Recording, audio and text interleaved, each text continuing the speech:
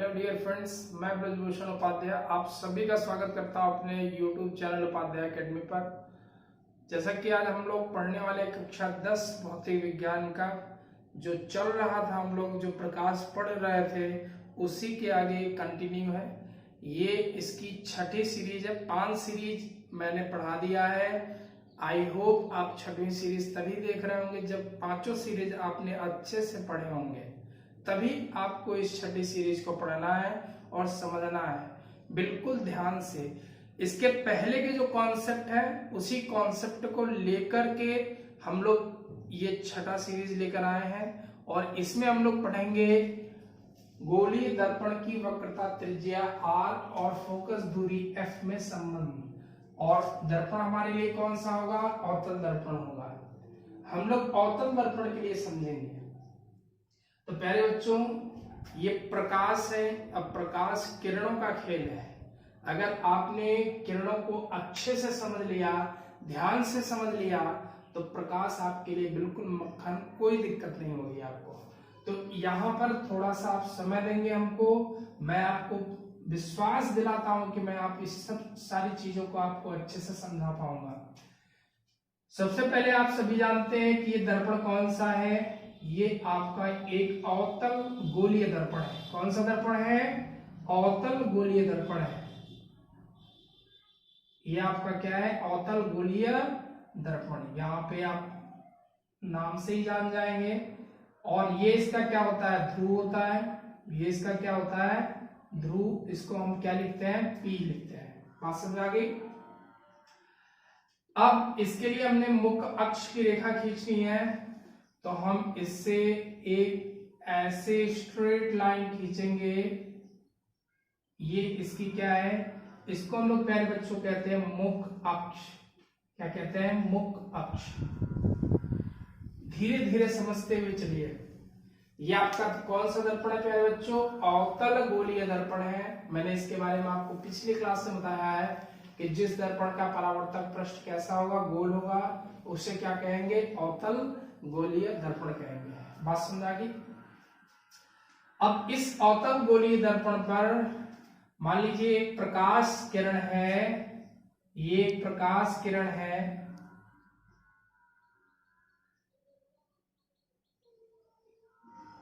ये एक प्रकाश किरण है A, और ये क्या है प्यारे बच्चों? B है।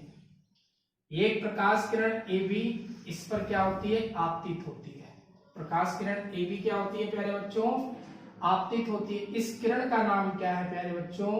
आपतित किरण। आपतित किरण। धीरे धीरे समझते हुए चलिए। सबसे पहले मैंने क्या खींचा? एक अवतल गोलीय दर्पण, उसके बाद एक मुख्य अक्ष की रेखा, इसी मुख्य अक्ष के समांतर एक आपतित किरण हमने लिया। आपतित किरण AB, ये इसका क्या है? आपतन बिंदु है। ये क्या है? इसका आपतन बिंदु है। इसी B को आप आपतन बिंदु भी कह सकते हैं या आपतित किरण AB कह सकते हैं। बात समझ आ गई?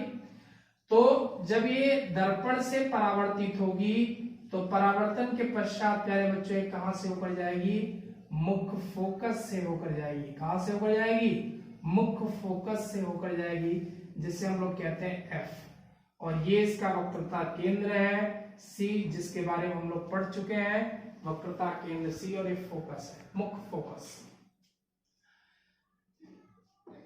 मुख्य अक्ष देखिए, मुख्य अक्ष के समांतर जो चलने वाली प्रकाश किरण AB है, ये आपतन बिंदु से टकराने के पश्चात कहां से होकर जाती है? मुख्य फोकस से होकर जाती है। इस चीज को आप समझ जाएं तो ये मान लीजिए आपकी जो BC है, ये हम क्या कहेंगे? इसको कहेंगे परावर्तित किरण। कौन सी किरण बोलेंगे प्यारे बच्चों? परावर्तित किरण बोलेंगे। देखिए, कुछ नहीं किया है। आपके पास ये समतल दर्पण था। आप इस तरह से इस समतल दर्पण पर जब कोई तिरछा प्रकाश आपतित करते थे तो ये आपतित किरण कहते थे। आप इसे क्या बोलते थे? आपतित किरण। ये आपका कहलाता था आपतित किरण। तो वैसे ही देखिए, मुख्य अक्ष के समांतर हमने एक किरण आपतित की, तो इसी किरण को बोलेंगे क्या हम लोग? आपतित किरण ही तो कहेंगे। ये आपतित किरण ही तो कहलाएगा। अब जहां टकराया ये आपका आपतन बिंदु है, आपतन बिंदु से टकराने के बाद क्या हो जाता है, परावर्तित हो जाता है। तो ये देखिए परावर्तित हो गया, ये मुख्य फोकस से होकर जाता है और इस किरण को हम लोग क्या बोलेंगे, परावर्तित किरण। ये किरण आपकी क्या कहलाएगी, परावर्तित किरण। देखिए ये समतल दर्पण के लिए था और ये आपका गोलीय दर्पण है, तो ये आपकी हो गई क्या, आपतित किरण, ये हो गई आपकी परावर्तित किरण। अब हमें ढूंढना है अभिलंब। तो ये अभिलंब क्या होता है, आपतन बिंदु पर लंब खींच दीजिए। तो आप बताइए प्यारे बच्चों, ये आपतित किरण है तो ये आपतन बिंदु है, इस आपतन बिंदु को इस वक्रता केंद्र से मिला दीजिए तो आपका मिल जाएगा क्या, अभिलंब मिल जाएगा। क्या मिल जाएगा प्यारे बच्चों, ये आपका मिल जाएगा अभिलंब। इसको हम लोग कहेंगे क्या, अभिलंब। ये हो गया आपका अभिलंब हो गया। ये रेखा आपकी क्या कहलाएगी, इसको हम लोग कहेंगे अभिलंब। आई होप आप यहां तक इन सब चीजों को समझ चुके होंगे।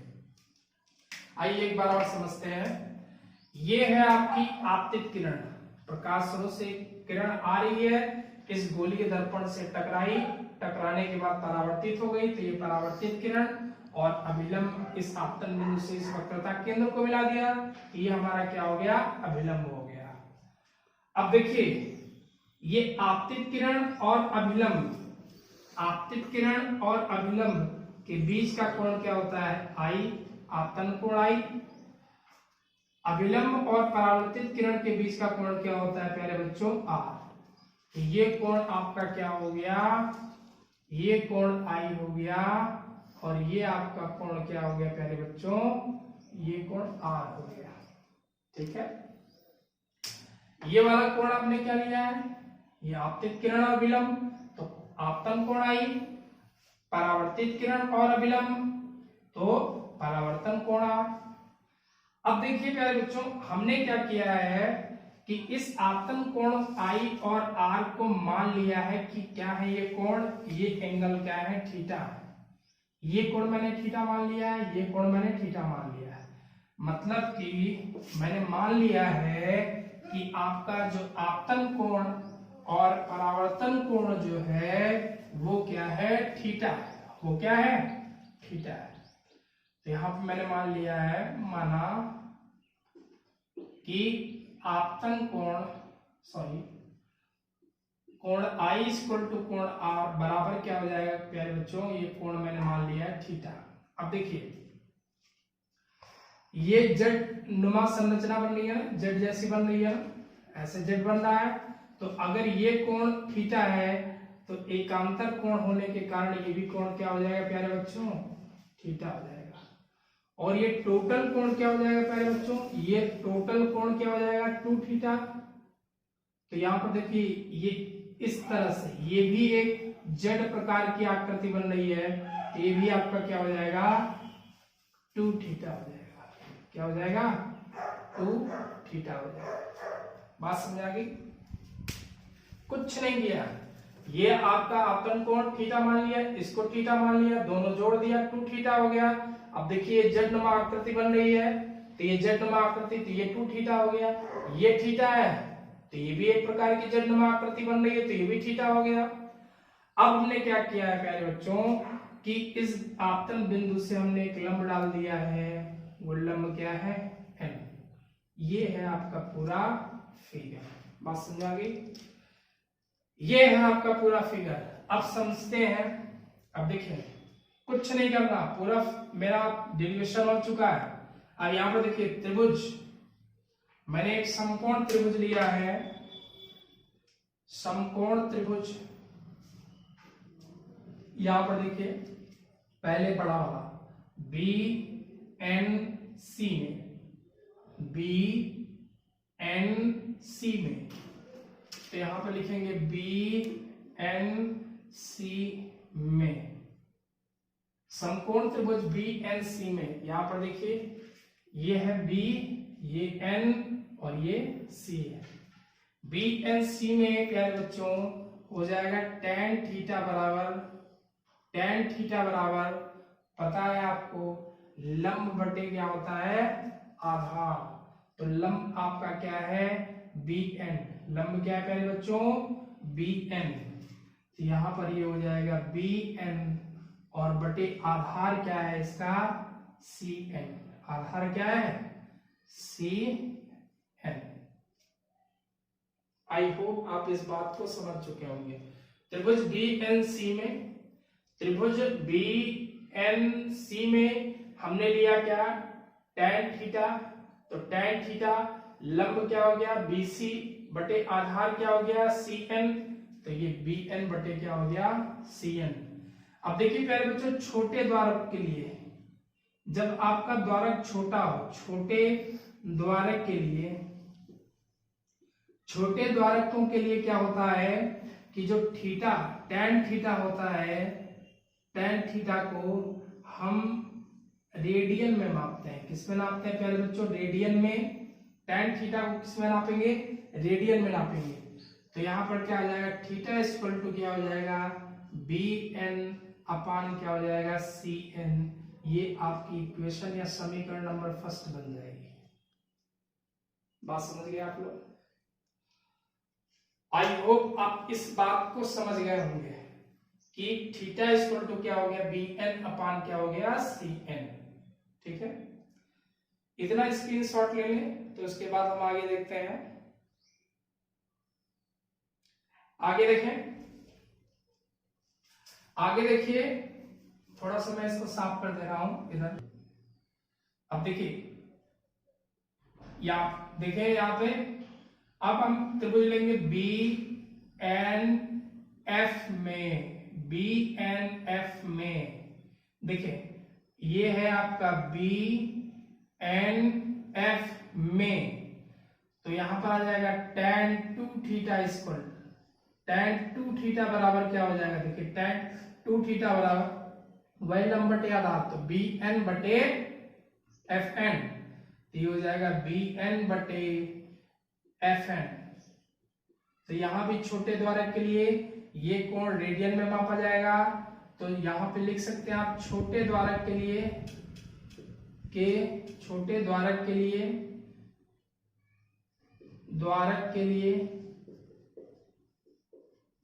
देखिए द्वारक इसी का व्यास होता है, जो गोलीय दर्पण होता है ना उसी का व्यास होता है, उसी को हम लोग द्वारक कहते हैं। गोलीय दर्पण का जो व्यास होता है वो आपका क्या कहलाता है द्वारक कहलाता है। ये छोटा सा एरिया, तो अगर बहुत छोटा उल्लंघ हो तब उसके लिए क्या हो जाएगा। तो यहां पर tan 2 थीटा इक्वल टू किस में नापेंगे हम लोग, इस मान को रेडियन में नापेंगे। ये हो जाएगा आपका रेडियन थीटा, सॉरी 2 थीटा। तो यहां पर आ जाएगा 2 थीटा इक्वल टू क्या हो जाएगा प्यारे बच्चों bn अपान क्या हो जाएगा fn। ये आपकी इक्वेशन क्या हो जाएगी सेकेंड, समीकरण नंबर क्या हो जाएगा 2। अब यहां पर देखो समीकरण 2 में थीटा का मान रखने पर, थीटा की जगह क्या रखेंगे थीटा का मान। तो समीकरण 2 में थीटा का मान रखने पर, देखिए मैं अभी कुछ मेट नहीं रहा हूं। तो यहां पे देखिए इसके आगे, तो यहां पे लिखेंगे हम समीकरण 2 में थीटा का मान रखने, थीटा का मान समीकरण 1 से रखने पर, चलिए रखते हैं पहले बच्चों। तो यहां पर देखिए 2 इंटू क्या हो जाएगा bn अपान cn। तो bn अपान क्या हो जाएगा cn इक्वल टू, यहां पर bn अपान fn पहले से है तो bn अपान क्या हो जाएगा fn पहले से। तो ये bn से bn कैंसिल हो जाएगा।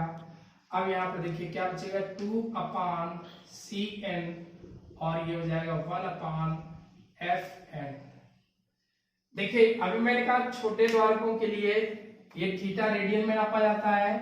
तो ये जो दूरी होगी जो n है वो कहां पहुंच जाएगी P पर पहुंच जाएगी। तो छोटे द्वारकों के लिए जैसे कोण आपका रेडियन में मापा गया था, उसी तरह ये दूरी कहां पहुंच जाएगी, n कहां पहुंच जाएगा, इस ध्रुव पर पहुंच जाएगा, P पर पहुंच जाएगा। छोटे द्वारकों के लिए क्या हो जाएगा कि जो आपका Cn है ये बराबर हो जाएगा किसके, Cp के, और जो आपका Fn है ये बराबर हो जाएगा किसके, Ft के, या इसी को हम लोग कहेंगे Pf। ये हो जाएगा Pf और ये हो जाएगा Pc। ठीक है, तो इसकी जगह ये वैल्यू रख सकते हैं। ये हो जाएगा 2 Pc अपान ये हो जाएगा 1 Pf।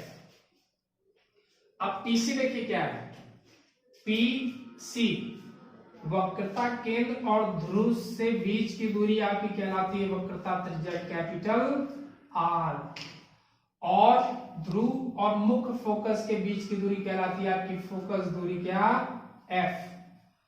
ये दोनों मान कैसे लिए जाएंगे, ऋणात्मक लिए जाएंगे। क्यों लिए जाएंगे हम लोग आगे पढ़ेंगे, जब हम निर्देशांकों की चिन्ह पर पाठी पढ़ाऊंगा मैं आपको, तो मैं आपको ये बताऊंगा ऐसा क्यों होता है। आप केवल अभी के लिए ध्यान रखें कि वक्रता त्रिज्या माइनस में ली जाएगी और फोकस दूरी भी किस में ली जाएगी, माइनस में ली जाएगी। तो यहां पर क्या हो गया, 2 upon minus R equal to minus 1 upon क्या हो जाएगा F।